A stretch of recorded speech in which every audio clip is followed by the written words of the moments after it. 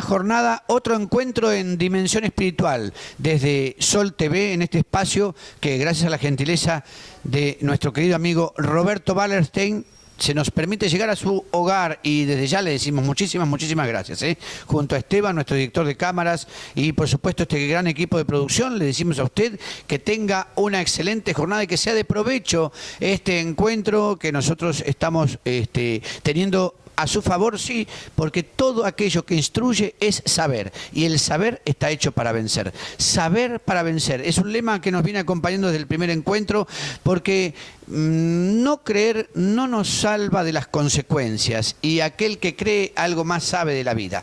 Le proponemos no creer en lo que nosotros le decimos, sino dar la oportunidad a todo aquello que aquí se presenta y se muestra como una posibilidad de que lo invisible sea real, porque lo invisible y nosotros vivimos en un entramado muy profundo, muy hondo, ese entramado especial que tiene lo que llamamos nosotros el mundo espiritual.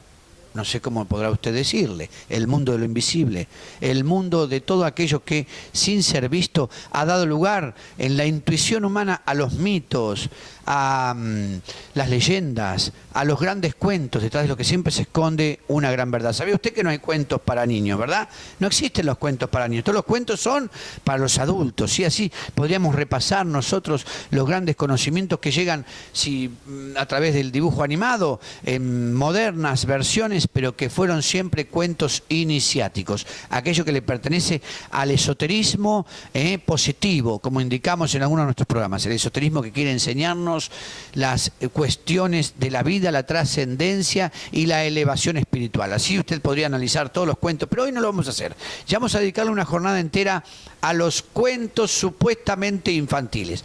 Hoy vamos a cumplir con un tema pendiente ya de programas anteriores, los eneagramas. ¿Se recuerda usted? Sí, nuestros encuentros son de colección, y los eneagramas, los 9 rostros de Dios en el alma humana, tienen, ¿no es cierto?, como punto de partida aquellos dibujos hechos en la arena allá antes de Cristo, antes del cero, y nosotros le comentamos que todo este conocimiento nos llegó a través de maestros espirituales en el cristianismo y en el islam también, y habemos llegado a nuestro pequeño análisis, digo muy somero, pero para que usted tenga una base y una noción al respecto de esta cuestión, hemos llegado a hablar de San Francisco de Asís, San Benito Abad y bueno, los maestros que posteriormente tuvieron una influencia muy grande en el conocimiento que hoy ocupa, aunque usted no me crea, tantos siglos después, edificios enteros de análisis. En Estados Unidos existe un edificio dedicado al eneagrama, ¿sí?, al eneagrama, los 9 rostros de Dios en el alma humana, pero tomado pura y exclusivamente de la perspectiva psicológica y en el desarrollo de test que le significarían a las empresas, por ejemplo, qué lugar puede ocupar una persona en esa empresa, si es apto o no para determinada tarea. Todo eso inspirado en un conocimiento que comenzó siendo un dibujo en la arena. Nada hay casual. Lo profundo, lo hondo, que hoy parece analizar las diversas cátedras de la psicología, por ejemplo, han tenido sus inicios en maestros antiguos, maestros de la fe. Maestros de la fe, y como este es un espacio ecuménico, no le hablo solamente de la fe cristiana, de muchas otras tradiciones religiosas. Así damos lugar, si se quiere, en este gran matiz que conforma ese arco iris del conocimiento, damos lugar a personajes como Gurdjieff, en Rusia. Sí, él conoció el eneagrama, sí lo conoció, siglo XIX. Porque usted, ¿de qué estamos hablando? Pegamos el salto en el tiempo, pero para que usted hoy pueda tener una interpretación clara, aunque decimos que no agota el tema, clara y concreta de esta visión de los rostros de Dios en el alma humana. Gurdjieff, un hombre a quien se encontró trabajando en Rusia en muchos oficios. En un tiempo fue plomero, en otro arregló ascensores, en otros tiempos fue herrero, vivió atendiendo la portería de edificios, y los pocos en principio discípulos que tuvo lo visitaban de diversas partes del mundo, y mientras él trabajaba en los tiempos libres les ofrecía este conocimiento que lo trascendió a él mismo y le permitió, si queremos, la fundación de toda una escuela que se llama la Escuela del Cuarto Camino, la Escuela del Cuarto Camino del Conocimiento. Allá, fallecido Gurdjieff, se mereció la excomunión de la Iglesia Católica Romana, porque decían que su pensamiento no tocaba en nada algo cristiano. Bueno, muchas veces le pasa a los grandes sabedores del conocimiento esotérico ser rechazados por las cátedras formales e incluso recibir una reacción negativa de parte de las confesiones religiosas. Sin embargo, con mucha alegría asistimos en el paso del tiempo a que los jesuitas replantearan esta visión que Gurdjieff había tenido y la llevaran al análisis profundo y hasta los espacios de formación de sus aspirantes durante el tiempo del noviciado. Sí, usted entendió bien. En el noviciado jesuita se llegó a ver temas que Gurdjieff analizó en relación a estos 9 rostros de Dios en el alma humana. Él nunca reveló en qué lugar los conoció. Se supo que había buscado largamente este conocimiento, buceando en diferentes partes del mundo en la búsqueda de la respuesta por el fluir de la vida, y llegó a un monasterio. ¿Sería un monasterio ortodoxo ruso? ¿Sería un monasterio ortodoxo griego? ¿Estaría, como algunos dijeron, en el monte Athos? Nadie puede afirmar eso. Lo cierto es que en su relato biográfico Gurdjieff queda silenciado unos cuantos años y se supone que esos años fueron los de su propia formación. Al llegar a aquel monasterio que él comenta sin dar dirección ni tradición, Gurdjieff, recibe de parte de esos monjes muchas tareas que se le encomiendan para ver si probaba su merecimiento por el conocimiento, porque esto es lo que hacen los maestros, ver si el discípulo se merece el conocimiento. Nuestras aulas en las escuelas formales están llenas de chicos y jóvenes satisfechos muchas veces en la ignorancia, es decir, no les interesa demasiado el saber, se les viene a explicar cosas que nunca se han preguntado, y entonces sí, el aburrimiento y la falta de atención son una consecuencia inmediata de ir a contestar lo que nadie pregunta, y ahí está el ansia que tiene el verdadero maestro espiritual por ver si el discípulo se merece ese conocimiento frente a la pregunta que le ha hecho. ¿Dónde está el fluir de la vida? ¿Qué cosas son y qué elementos, qué circunstancias, qué situaciones, qué bloqueos presenta el ser humano en su encuentro con la trascendencia? Y así Gurdjieff, en ese monasterio en el que pasó varios años, vivió un tiempo limpiando los baños, otro tiempo pasando el trapo por los pisos sin que nadie le hablara. Y un monje de repente se le acercaba, él esto sí lo cuenta allí, y con una tiza o un pedazo de piedra en la pared del monasterio dibujaba primero un círculo y le decía, ya sabrás. Pasaba el tiempo, tal vez meses, para que otro viniera adentro y dibujara las líneas adentro de ese círculo y le dijera, ya sabrás. Y así Gurdjieff fue macerando dentro de sí esa ansiedad tan positiva por el saber, como un gran almanauta, como me gusta a mí decir, y se fue sumergiendo en esas figuras y en esas formas que hoy nosotros la entendemos como el gran mapa del eneagrama. Un mapa que, como le comenté en programa pasado, tiene el fluir de la corriente sanguínea, la energía del ser humano, la energía de la vida en el círculo, el triángulo apuntando su vértice hacia arriba, que es la ansia del hombre por el encuentro con Dios, y cada uno de esos 9 puntos, porque son 9 y no 10, porque el 0 no existía cuando este conocimiento ya estaba en manos de los maestros espirituales, él fue logrando, conquistando ese saber tan hondo, tan profundo que le significó el eneagrama. Vuelto ya a su Rusia, a los lugares de su vida cotidiana, ya Gurdjieff no era el mismo. Entendió que había algo que tenía que enseñar a su vez, porque un maestro no educa eternos discípulos, sino que educa otros maestros. Y así fue que Gurdjieff comenzó a organizar a su alrededor a estos otros que tal vez, luego de ser probada su inquietud, se merecieran, como él se mereció, el conocimiento del eneagrama. Así aparece un psicólogo de nombre Ouspensky. Ouspensky fue discípulo de Gurdjieff y llega a escribir en Fragmentos de una enseñanza perdida, un texto que todavía se puede encontrar si usted revisa en algunas librerías sabedoras de la materia. En Fragmentos de una enseñanza perdida se encuentra ya, yo tengo una de las primeras ediciones alrededor de la página 250, 300, el dibujo del eneagrama por primera vez para Occidente. Por primera vez para Occidente, y con ello notas musicales, porque se entendía que las vibraciones de las notas musicales atraían la apertura de centros de energía. ¿Relacionados con los chakras del oriente? Tal vez sí, pero todo vemos nosotros que se conjuga. Los chakras, desde el punto de vista de las energías que están en el cuerpo. Hoy vamos a hablar de energías, vamos a ver cosas importantísimas porque, por supuesto, no dejamos de recibir aquí a quien es parte integrante de este programa, prácticamente una coconductora ya, que es nuestra duendóloga Liliana Cheli, y nos va a hablar de eso. Pero genero ahora una expectativa.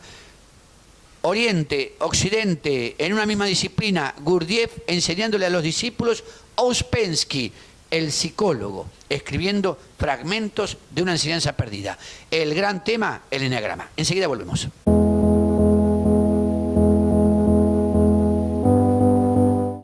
Estamos de vuelta en Dimensión Espiritual, sí, no desespere, enseguida va a estar Liliana Cheli aquí, porque se necesita a alguien bello, ya, un ratito más sopórteme a mí, ya va a llegar ella, que es bella, ya está aquí detrás de la cámara, la miro y la estoy saludando, ahí está, junto a Paula Mariel Martínez, que está allí también, la estoy saludando. Muy bien.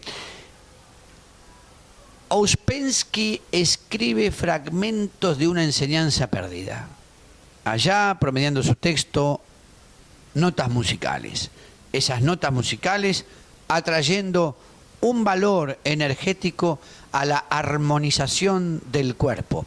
Una importante y sugestiva intuición de Ouspensky a través de su maestro por enseñar, dar a conocer valientemente el eneagrama. Ouspensky va a fallecer antes que su propio maestro. Ouspensky reúne en su lecho de muerte a su esposa y a sus discípulos. Y le indica a sus discípulos, vayan a Gurdjieff. Él es el maestro. A él el tiempo no le alcanzaba, pero en una actitud amorosa hacia los suyos, indicó a esos discípulos que vayan a quien fuera antes maestro de él mismo. Y así lo hicieron ellos, como siguiendo esa sagrada voluntad de aquel maestro moribundo. Fragmento de una enseñanza perdida, verdaderamente un trabajo especialísimo que coloca también a la psicología en la atención de esta materia nunca antes en la historia revisada. Estamos hablando de principios espirituales aplicados a la cuestión de la psicología. Usted me puede decir, ¿hubo maestros posteriores en este ámbito tan importantes? Por supuesto que sí, y desde allí uno nombra al doctor Carl Gustav Jung, el fundador de la psicología profunda. ¿Qué no decir de él? Un estudioso que entra en el mundo de lo esotérico y hasta llega a escribir un libro sobre la interpretación simbólica del tarot, sí, aquellas cartas que se utilizan mucho en las mancias, por algunos malamente, por otros buenamente. Un día le vamos a pedir a nuestra duendóloga, a Liliana, que nos cuente algo respecto del tarot bien visto. Nosotros podemos decir que el doctor Jung trabaja sobre el tarot como un elemento de diagnóstico psicoespiritual. Sí, elemento de diagnóstico psicoespiritual. Y aunque algunos no lo quieran dar a conocer, hoy, por lo menos en la República Argentina, hay muchos psicólogos aplicando el tarot a la consulta. Y algunos llegan a decir que luego de una sesión bien llevada de esta disciplina hermética, se ahorran 5 años de terapia. ¿Qué me cuenta usted? Pero nos estamos saliendo un poquito del tema. Volvemos al eneagrama. El eneagrama es, entonces, el mapa aquel que nos permite a nosotros juzgar todo otro conocimiento o materia o disciplina del esoterismo. Es decir, lo que entra en el eneagrama, eso es real. Lo que no ingresa allí, habría que ponerlo en duda. Así lo dijo Gurdjieff. Y a Gurdjieff, en el momento en que estuve aquí hablando de nociones del satanismo, a Gurdjieff lo mencioné, y aquí lo vuelvo a repetir, en una instancia protagónica en relación con ¿quién? Con Aleister Crowley. Aleister Crowley, que fue conocido como la bestia, aquel hombre de triste memoria, pero que ha dejado en la humanidad la herida profunda que deja la huella del satanismo, fue a verlo a Gurdjieff. Claro que sí, cómo no, un hombre en la búsqueda del conocimiento, pero desde el lado del esoterismo negativo, el esoterismo de lo oscuro, el esoterismo de lo malvado, el esoterismo que toca las sombras y propiamente al señor de las sombras, a Satán. Gurdjieff, que para estas horas no solamente ejercía esos oficios, sino que entendió que hasta el teatro servía para expresar los aspectos de los rostros de Dios en el alma humana, ya había formado hasta su escuela de teatro, así como me escucha usted. Estamos hablando del cuarto camino.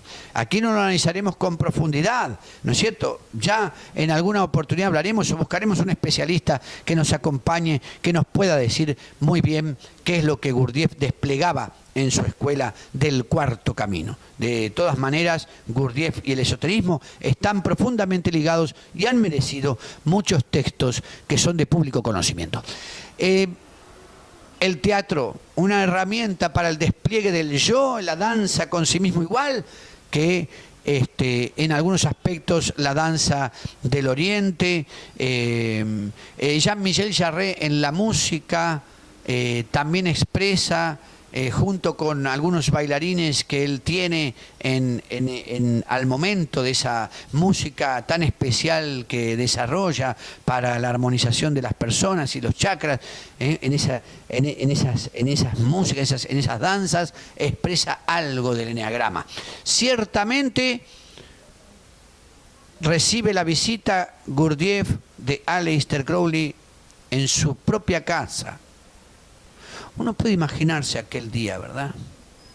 Tocando la puerta, un hombre que venía a ofrecer una fortuna para que un maestro le enseñara arte del conocimiento y aplicarlo a la oscuridad.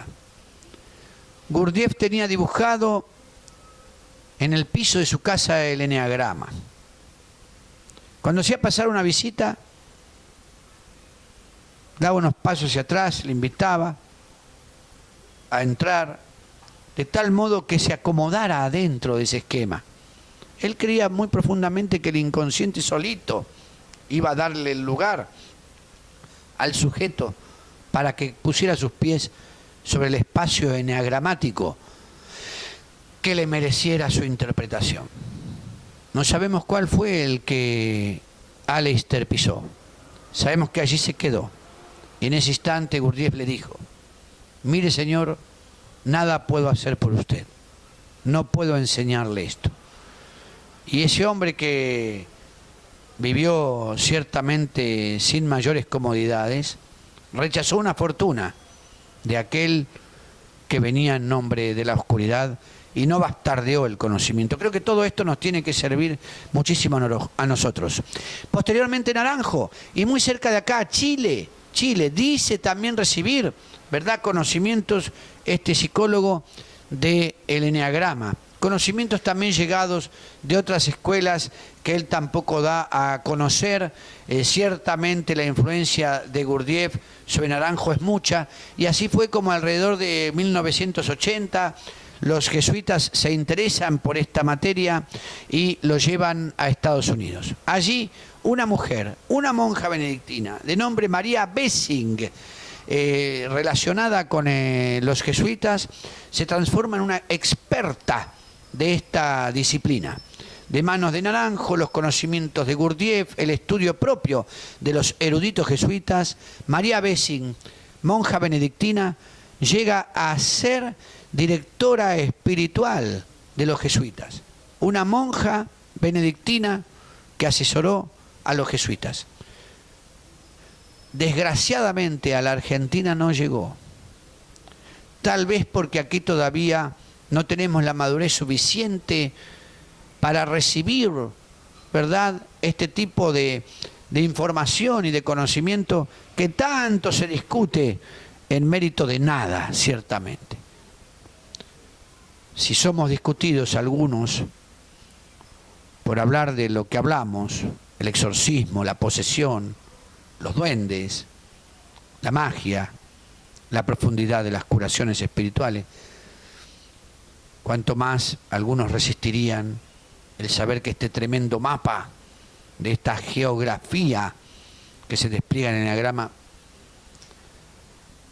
no tenemos el ámbito todavía. Pero sí sabemos que María Bessing llegó a visitar México y allí dio cátedras. Ella escribe un trabajo que se llama El Enagrama, un camino hacia el autodescubrimiento. Yo creo que es un trabajo superador. Discutido por otros enagramistas también sí, pero ella presenta algo clave en su trabajo escrito, que a un Jesús eneagramático, un Jesús que pasa por todos los estadios del enagrama, es decir, por las 9 posiciones. ¿Y por qué dice esto María Bessing? Porque Jesús vino como un hombre entero y pleno, completo y total, verdadero hombre, verdadero Dios. Para los cristianos entonces, Cristo debió trascender las tentaciones humanas, todas ellas, las fatigas humanas, todas ellas, y también los espacios de compulsión, los espacios donde el enagrama nos muestra el desafío por el fluir de la vida. Pronto voy a hablar de cuáles son concretamente esos 9 espacios. Téngame un poquito de paciencia.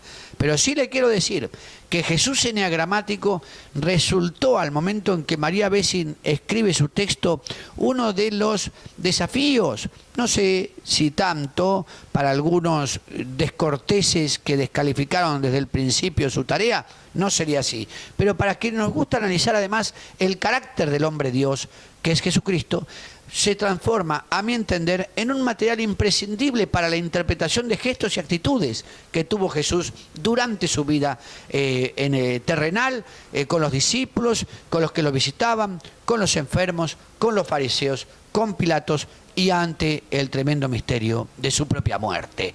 Así que Jesús eneagramático, Jesús en diferentes pasiones de la vida, Jesús superando esas posiciones que tiene el eneagrama para el fluir de la vida, Jesús completando como nuevo Adán lo que Adán al principio no supo hacer, Jesús enalteciendo al ser humano en todo lo bueno, bello y saludable, Jesús el resucitado, aquel que pasó por nuestros espacios. ¿Cuáles son esos espacios? Danos nombres, Padre querido, sobre las diferentes posiciones, las 9 del enagrama. Enseguida, en un rato, se las voy a enseñar.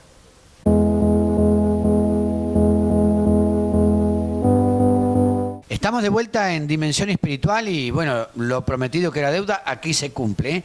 Nuevamente, claro está, con nuestra divina y erudita Liliana Cheli. Muy buenas, muy buenas, muy buenas. Muchas gracias. Y acá, Choche, te traje novedades. Estamos a full con todo. Bueno, ya quiero saber, porque habíamos hablado el otro día de energías y demás, así que seguramente hoy, mirá, ¿tiene nombre nuestro amigo de hoy? Sí.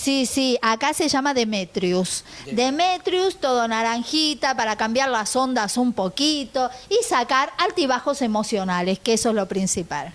Hermoso, precioso. Así que ya el micrófono es tuyo y danos de lo que sabés, lo que comunicás con tanta belleza y tanta dulzura.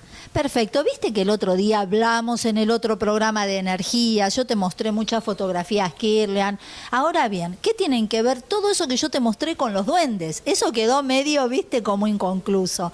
Lo que tiene que ver es que los duendes nos ven a nosotros cómo vibramos, cómo está nuestra aura, todo lo que tenemos alrededor. Esa cadena del cielo a la tierra es como que los ángeles los comandan y los duendes nos ven de esa manera. Por eso es tan importante el trabajo en conjunto y tan importante los exorcismos y de las energías que vos hablás. Yo aquí te traje más o menos ejemplificando. Fíjate lo que es una persona que vibra bien, ¿entendés? Dentro de todo su aura está plana, en la cabeza tiene mucha mediunidad, mucha fuerza. Yo te miraba a vos recién y tenés un aura impresionante con una luz increíble. Así es como una persona en realidad tiene que vibrar.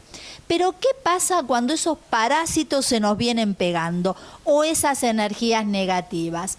El color va cambiando y se va haciendo un parásito grandísimo en nuestra mente, o sea, aura, mente, cuerpo. Y eso es lo que los elementales, estos nuestros queridos amigos, ven y pueden ayudarte a vos mismo en la labor de decir, vamos sacando todo eso.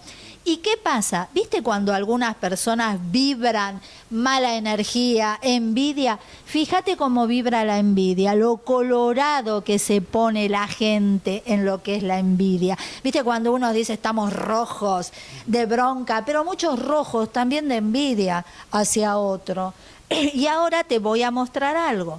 ¿Qué pasa cuando dicen, che, me pincha el cuerpo? ¿Viste? A vos te habrán ido varias veces con todo eso.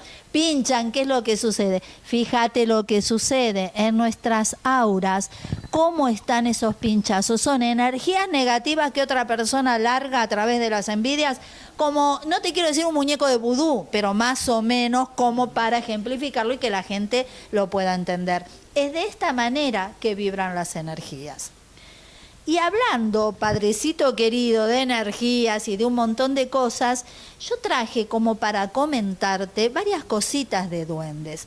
De hecho, estamos haciendo un mapa, lo está haciendo Jonathan Jansson, un gran youtuber de este tema también, todos los avistamientos que hay acá, no solo en nuestro país, sino en todos los países, desde Japón, como ven ellos los duendes, Irlanda, porque nosotros los llamamos duendes. Hay mucha gente que los llama de distinta manera. Entre ellos, date cuenta, en Irlanda los reconocemos como los leprechaun o leprecón, viste que muchas veces se dice que son los de las monedas de oro. Sí, son los de la moneda de oro, pero no dejan de ser duendes para nosotros. En México los aluxes, los pixies también son de mucha categoría energética, no dejan de ser duendes. Los chinas, o sea, tenemos muchos, así que muy prontito te voy a traer ese mapa, cada uno cómo se llama, sus leyendas y sus particularidades. Es algo que es hermoso y digno de tener. Y también quiero contarte un caso que hubo, que está muy documentado y demás, que pasó el 23 de noviembre de 1934 en Zaragoza, España. Mirá los años que te hablo y ya se hablaba de duendes, que era lo que pasaba más que nada. Estoy impresionado, no sé usted como yo, pero la verdad que estas imágenes tan claras, tan reveladoras, se están analizando, ¿verdad?, aquí desde el aspecto de la materia y la disciplina que con tanta seriedad trata nuestra duendóloga. Y quiero recordarle a usted que en Francia ya hay un aparato que mira los colores alrededor de las personas para determinar posibles enfermedades físicas, o sea que el tema del aura y las energías ya está llegando al campo de la medicina.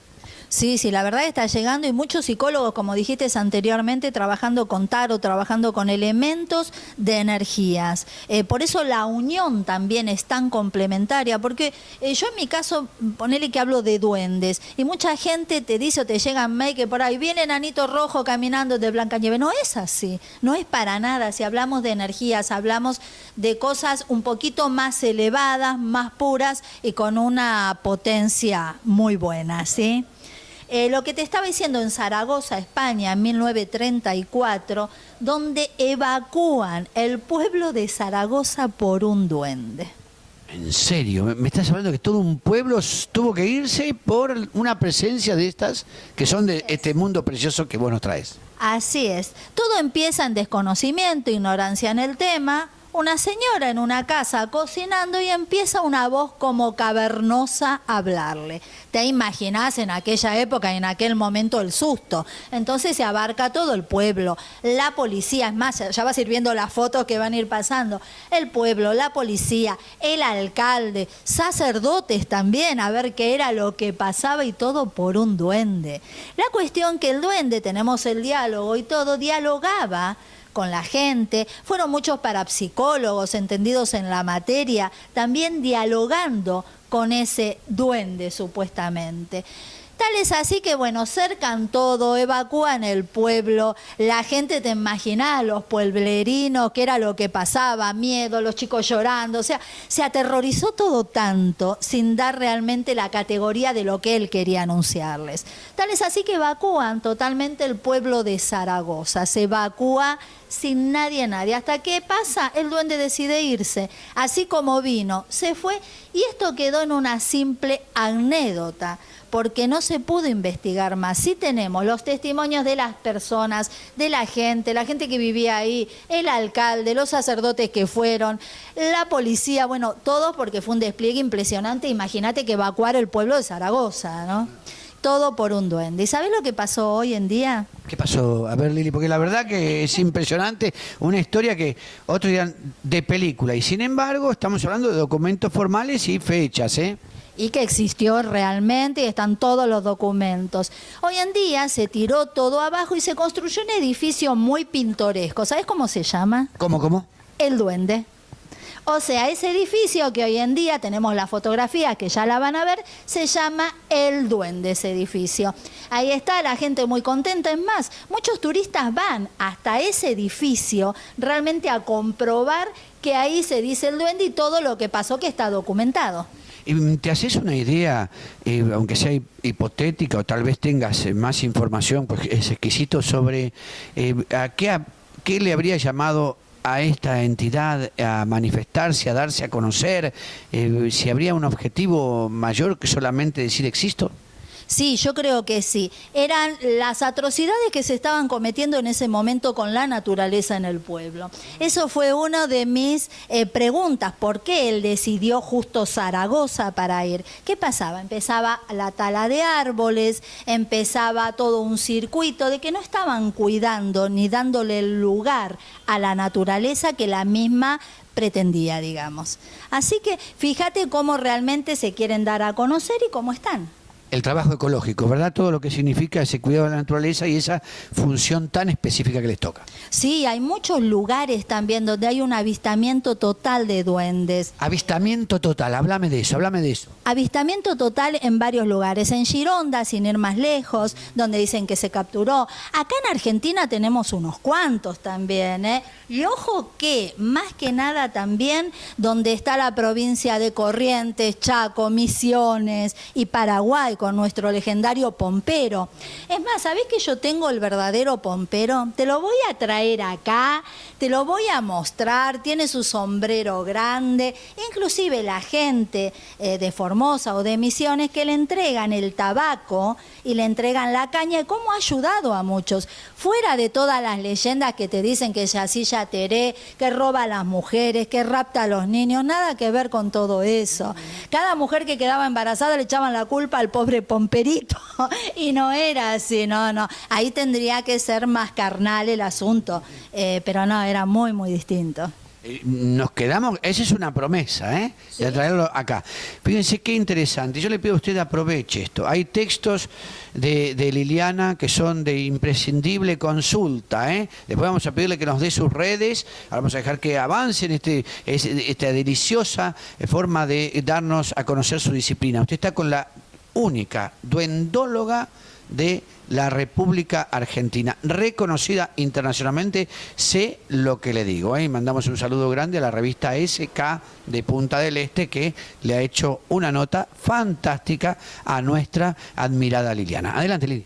La verdad que está buenísimo, como vos decís. ¿Sabés lo que costó ser duendóloga? O sea, duendóloga es un apodo que te ponen los medios, ¿no es cierto? Acá. Lo que costó investigar este tema, porque la gente cuando hablas de duendes te miran con una cara como diciendo que si piensan que es el enanito realmente, más allá del enano, son seres de la naturaleza, los cuales el estar a tu lado en este medio y demás, poder propagar el tema y que la gente ya no le sea tan tabú, ¿entendés? Que se animen a decir, sí, tenemos duendes, creo en duendes y estamos a full con la naturaleza, con nuestra Pachamama. Eso más que nada es porque si hoy en día están mandando un mensaje, es que cuidemos la naturaleza, que aprendan los chicos, que puedan tener, no sé, aunque sea una materia, que vean que un árbol, que una planta no es para maltratar, ni es para clavarles, ni es para tallar realmente los nombres de enamorados. Pasa más allá y que realmente cada árbol tiene ese duende. Y te dejo más también para la semana que viene. Impresionante. Yo sé que en esta carpeta hay cosas maravillosas. Contanos, Liliana, cómo te ubica la gente que quiera saber más de esto, conocer. Y yo le digo, delicioso el espacio, la casa de los duendes que tiene Liliana junto con su esposo Carlos. Por favor, decinos. Sí, convivimos con miles y miles de duendes. Me pueden ubicar en todas las redes sociales, lilianacheli.com.ar, esa es mi página, Facebook, Liliana Cheli figura pública, Twitter, @LilianaCheli, y todos los medios donde vos pongas duendóloga o pongas mi nombre, ahí ya vas a ver que están todos. Precioso. Y quiero mencionar algo más, conexión abierta. Conexión abierta todos los martes a las 23 horas. Ahí conduzco un programa Duendes y Portales Mágicos, cada semana con un portal diferente. La online de la Universidad Abierta Interamericana. Lili, muchísimas gracias. A vos, al contrario. Ya volvemos.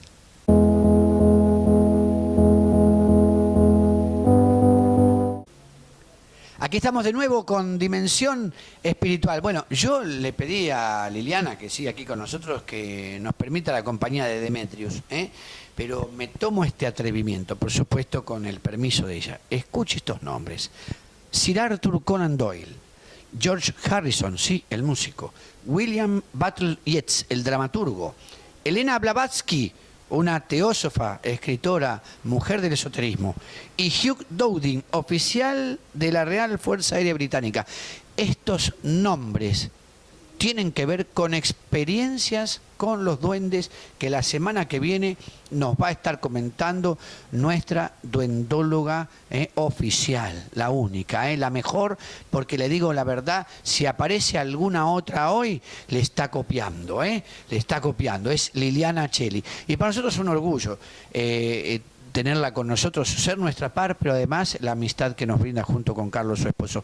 De verdad, una persona que sin duda tiene tanto para enseñarnos, tanto para decirnos de esto, que es en definitiva un estilo de vida con la sensibilidad espiritual que ella hace tantos años lleva adelante. Y agrego algo más, ¿no? Lo decía fuera de cámaras, como comentamos cuando vamos al intervalo, qué lindo que nos cuente algo de sí misma, ¿no? Porque nada fácil le ha sido llegar a este lugar en la vida y a este reconocimiento nacional e internacional, porque decir que uno trabaja con el tema de los duendes, que uno ha estado en contacto y sigue estándolo con esta realidad de lo invisible, no es nada fácil. Vamos a pedirle, si ella tiene a bien, para próximas entregas, que nos vaya contando un poquito más de esa intimidad personal en esta búsqueda, en este desarrollo y conquista del mundo espiritual que ella representa en nuestra querida dimensión espiritual. Dicho esto, claro está, yo seguiría hablando tanto, pero Demetrius me dice que me calle, que su mamá va a hablar de la cuestión. Bueno, a ver, estamos comentando los enneagramas, los 9 rostros de Dios en el alma humana, las compulsiones, aquellas pasiones humanas que impiden el fluir de la vida, las máscaras debajo de las cuales ocultamos, ¿no es cierto?, las tendencias sombrías que nos pertenecen. Evagrio Póntico va a decir claramente, solo expulsa demonios aquel que puede entrar en contacto con sus propios demonios. Una palabra muy especial dada por este maestro a quien le debemos la gran porción de este mapa, que como yo le decía y le refresco, es un pantáculo, un mapa para descifrar, y que es todo el dibujo de eneagrama que ustedes tienen detrás de mí. Claro es que esas posiciones van a ser, como bien digo,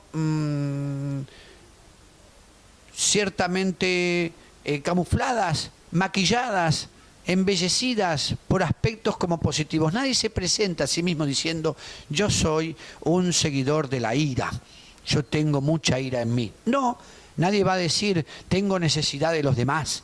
No, vamos a esconder esas cosas detrás de supuestas virtudes, de supuestas cosas bellas y buenas que ofrecemos al conjunto de la sociedad y con la cual nosotros, ¿verdad?, como digo, embellecemos esas otras vergüenzas que en definitiva son las compulsiones que intentan limitar el despliegue de la vida que fluye en nosotros.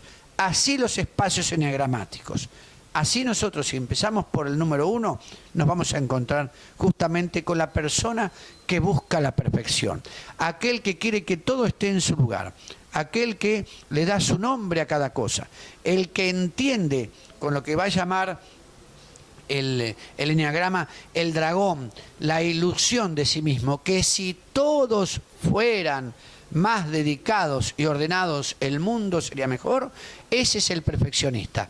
Y el perfeccionista esconde dentro de sí no otra cosa que la ira, la profunda ira a la que él en definitiva le teme y que despliega esa intención de que cada cosa esté en su lugar, de que nada sea parte de lo normado, de que nada se salga de su cauce. Y el perfeccionista, entonces, el iracundo, en definitiva, va a trabajar con esa postura exterior de ser el ordenado del grupo, el ordenado del equipo, el que coloca cada vaso en su lugar, aquel que tiene en definitiva lo que decimos nosotros la fobia de la simetría. Ese esconde la ira. No estamos haciendo un curso de eneagrama, estamos presentando el eneagrama. Lo digo porque del otro lado tal vez alguno que conozca va a decir: uy, qué paso tan liviano. Pero para quienes nada saben, les desafío estar delante de la cámara para darlo en tan breve tiempo y que todos, en definitiva, tengan una visión al menos, ¿no es cierto?, inicial de algo que nos toca a todos y a lo que nadie escapa. En el número 2 del eneagrama, nosotros nos vamos a encontrar con el solidario, la persona que conoce todas las fechas de cumpleaños de la gente con la que trabaja. La persona que le sirve café a todos los compañeros y encima sabe cuánto de azúcar o de sacarina lleva cada uno. Aquel que expresa la necesidad de los demás. El solidario es el hombre o la mujer que necesita de los otros. También sufre con mucha sensibilidad que no se acuerden de él. Cada uno lleva en sí mismo un dolor y un quebranto. El iracundo, el número 1, el decir: bueno, no todos son ordenados como yo, no todos buscan que el mundo no sea un caos. Algunos se mueven cómodos en el caos. El perfeccionista, la ira. El número 2, el solidario, el que siempre está al rescate del otro, ese que tiene necesidad del otro, el que quiere que lo tengan siempre en cuenta, aquel que no quiere pasar desapercibido. En el número 3 nos vamos a encontrar con ¿quién? Con la persona exitosa, la persona que siempre está detrás de el relieve, ¿no es cierto?, de sacarse 10 en la escuela en todo, porque ahí está el punto. Eso le dijeron que era valer, la forma en que él lograba los resultados. El vanidoso que esconde el número 3 no es otra cosa que una persona muy temerosa de no ser valorada a sí misma, sino solamente por sus resultados.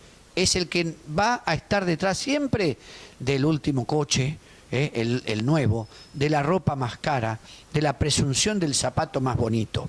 Le estoy dando ejemplos muy livianos para que nadie sienta a esta hora que estoy hablando de ellos, pero usted va a encontrar su lugar en el eneagrama, porque todos tenemos un espacio eneagramático en la vida, en él danzamos y la idea es que desde él partamos hacia un espacio de salud, porque quien conoce dónde está y de qué manera le presta atención a la vida, ese hace medicina preventiva.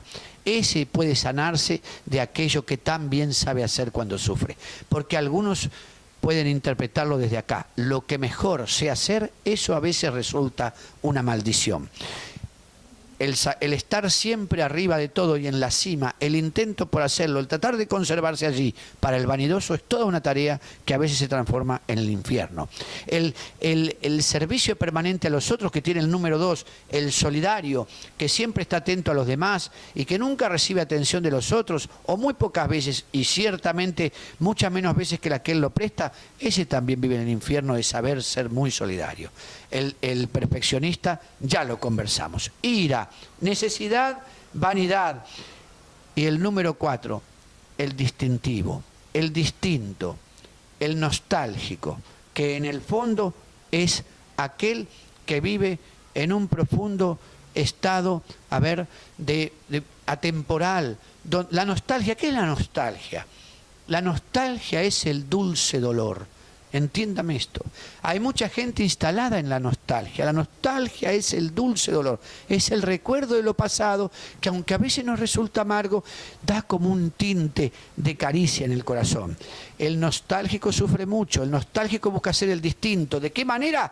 El artista, aquel que expresa en lo distintivo de un lugar, el que va a pintar, el que se va a expresar grandemente en la música. No se olvide, la desgracia del poeta es casi siempre la alegría de la poesía. Nosotros recitamos poemas que fueron para el poeta su desgracia y hoy nos resultan grandes obras.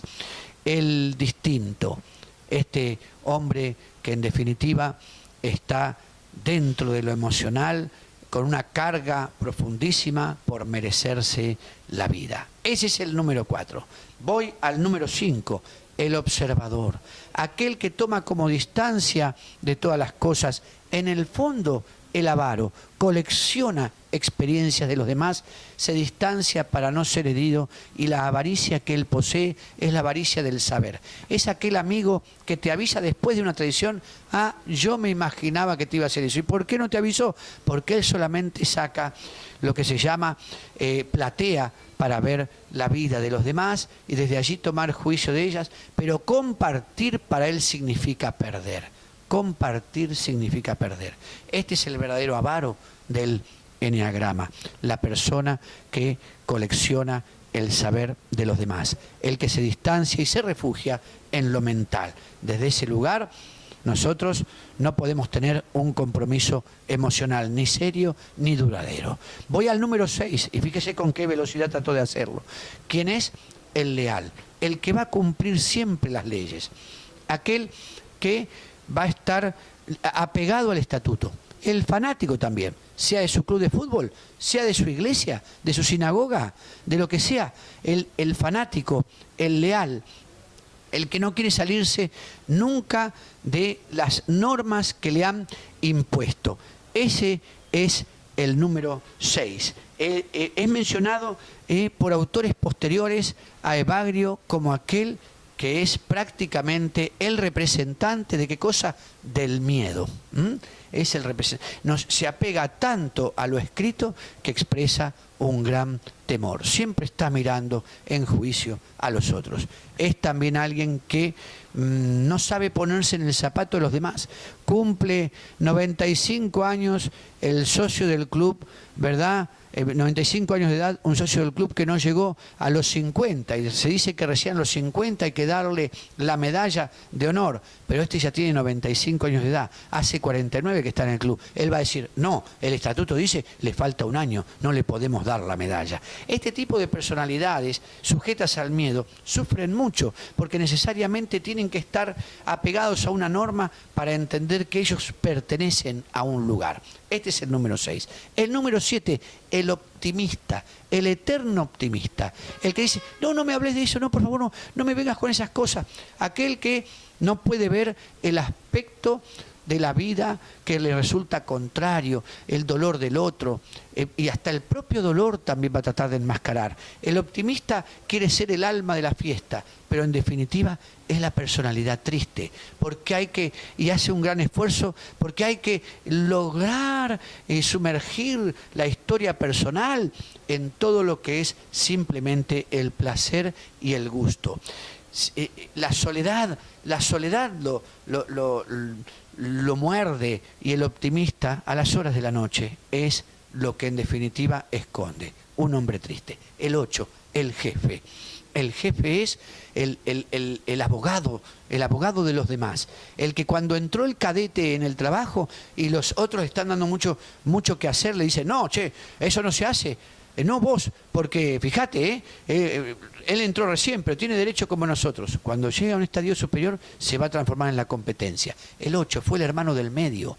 El 8 fue el hermano del medio que siempre estuvo tratando de mostrar que él era firme, que él tenía fuerza para lograr los objetivos, que él se podía imponer no como el que estaba después de y antes del último hermano o hermana.